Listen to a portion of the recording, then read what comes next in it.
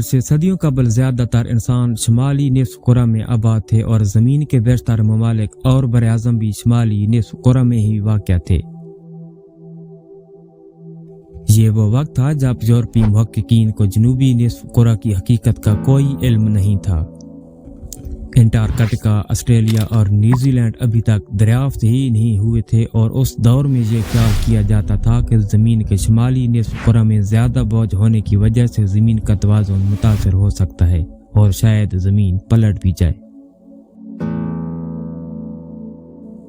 اس دوران یہ عقیدہ بھی تھا کہ زمین کے جنوبی نصف کرہ میں ایک بڑا براعظم ضرور ہوگا تاکہ توازن برقرار رکھا جا سکے۔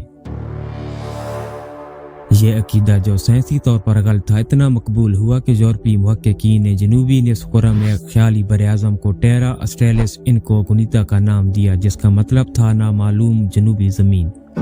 وقت گزرنے کے ساتھ ساتھ اس براعظم کا نام تبدیل ہو کر آسٹریلیا بن گیا، جو بعد میں ایک آزاد ملک کے طور پر سامنے آیا۔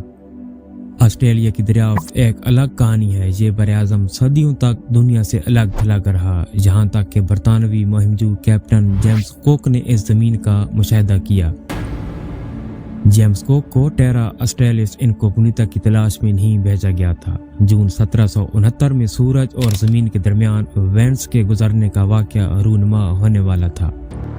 اس فلکیاتی مشاہدے کے ذریعے سائنسدان سورج اور دیگر سیاروں کے درمیان فاصلے کا تعین کرنا چاہتے تھے، اور اسی مقصد کے لیے جیمز کوک کو ایک جہاز اینڈیور کے ذریعے بحر الکاہل کے جزائر تاہیتی بھیجا گیا۔ تاہیتی میں مشن مکمل کرنے کے بعد جیمز کوک کو ایک خفیہ حکم نامہ دیا گیا، جس میں انہیں ایک نیا براعظم دریافت کرنے اور برطانیہ کے بادشاہ کے نام پر اس زمین پر قبضہ کرنے کا حکم تھا۔ جیمز کوک اور ان کی ٹیم نے مغرب کی سمت میں سفر جاری رکھا اور اکتوبر 1769 میں نیوزی لینڈ پہنچے، جہاں انہوں نے برطانیہ کے جھنڈے کے نیچے زمین کو قبضے میں لیا۔ اپریل 1770 میں جیمز کوک نے آسٹریلیا کے ساحل پر قدم رکھا اور اسے یورپیوں کے لیے دریافت کیا۔ انہوں نے برطانیہ کے لیے اس زمین پر دعویٰ کیا، تاہم وہ آسٹریلیا کے پہلے دریافت کنندہ نہیں تھے۔ تقریباً 500 سال قبل ایشیائی قبائل آسٹریلیا پہنچ چکے تھے۔ یہ بات بھی اہم ہے کہ لاکھوں سال قبل آخری برفانی دور کے دوران ایشیا اور آسٹریلیا کے درمیان ایک زمینی پل بنا تھا، جس کے ذریعے ابتدائی انسان آسٹریلیا تک پہنچے تھے۔ برفانی دور کے اختتام کے بعد سمندر کی سطح بلند ہو گئی اور آسٹریلیا ایک الگ جزیرہ بن گیا، جس کے بعد یہ دنیا سے کٹ کر رہ گیا۔